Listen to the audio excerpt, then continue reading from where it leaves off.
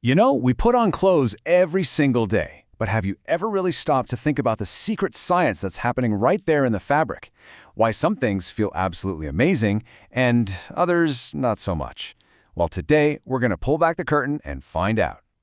I mean, you know the feeling, right? You pull on a nice thick wool sweater in the winter and you just feel instantly cozy. But try wearing a polyester shirt on a hot summer day and wow, it's a whole different story. You feel sticky, you feel hot. So what's the deal? Well, it all comes down to a little bit of physics. All right, so here's the secret. The biggest thing, the number one reason your clothes feel the way they do is how they manage heat. It's all about something called heat transfer. Okay, so the big sciencey term for this is thermal conductivity. And it sounds kind of complicated, but it's really not. Just think of it like a highway for heat. If a material has a high thermal conductivity, that means it's like a super fast, multi-lane expressway for heat. A low number, that's more like a slow, winding country road. And when you actually look at the numbers, whoa, the difference is huge. Just look at wool over there on the left, with a value of only 54. Now compare that to polyester all the way on the right, a massive 140. That tells you right away that polyester is way, way better at moving heat around than wool is. So what does that low number for wool actually mean? It means it's a terrible conductor of heat. And in this case, that's a good thing. It means that country road is so slow that your body heat can't really escape. It gets trapped right next to your skin, which keeps you nice and toasty. And hey, don't just take my word for it. This is a fundamental property of these fibers. Scientists have known for a while that protein fibers, like wool, are just naturally bad conductors. And that's exactly why they're the go-to choice for winter clothes. But wait, there's more. Wool has this other amazing trick up its sleeve. The actual physical structure of the fiber creates all these tiny little air pockets.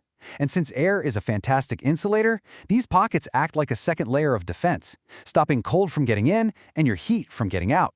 It's like a natural, high-tech solution for staying warm. So this really sets up a classic battle, you know? It's a tale of two temperatures, the showdown between natural fibers and their synthetic counterparts. This chart pretty much lays it all out, doesn't it? Over on the left, you've got natural fibers like wool. Low conductivity, traps heat, perfect for winter. Then on the right, you have the synthetics. High conductivity, so heat just zips right through them. But this is where the problem starts. Because here's the real kicker. That heat highway, it's a two-way street. So in the winter, your body heat uses that polyester expressway to escape, leaving you feeling cold. But in the summer, the heat from the outside uses that same highway to come rushing in, making you feel even hotter. It's really the worst of both worlds, and it's the reason those fabrics can feel so uncomfortable no matter what the season is. Okay, so we've established that synthetics are like this heat highway. But that's not the whole story. To really get why they're so different from something like wool, we gotta look at how they handle extreme temperatures. This goes way beyond just feeling warm or cool. It's about why you can literally melt a polyester shirt with an iron. First up, we have something called the glass transition temperature, or just TG for short. Now, this sounds super technical, but imagine this. It's the exact point where a fiber goes from being bendy and flexible to suddenly getting all stiff and brittle, kind of like glass. It's a total change in personality at the molecular level. And if you keep cranking up that heat, you eventually hit the melting temperature, or TM. And yeah, it's exactly what it sounds like. The fiber just melts. It completely loses its structure and turns into this gooey liquid. This whole process is what makes materials like polyester thermoplastic. Let's put some real numbers to this. Take PET, or polyester, the stuff in a lot of your clothes. At just 69 degrees Celsius, it starts getting brittle. By 264 degrees, it's melting. You see why you have to be so careful with a hot iron now, right? You're literally playing with a temperature that could reshape or even destroy the fabric. So what actually decides these temperatures? Well, it's a whole bunch of super complex stuff happening at the molecular level. Things like how flexible the chemical chains are, their weight, their polarity. We're not going to get into a full chemistry lesson, don't worry. But the point is, this is some seriously precise science that goes into making our clothes. Okay, so let's bring this all home. We've talked about conductivity, glass transitions, melting points.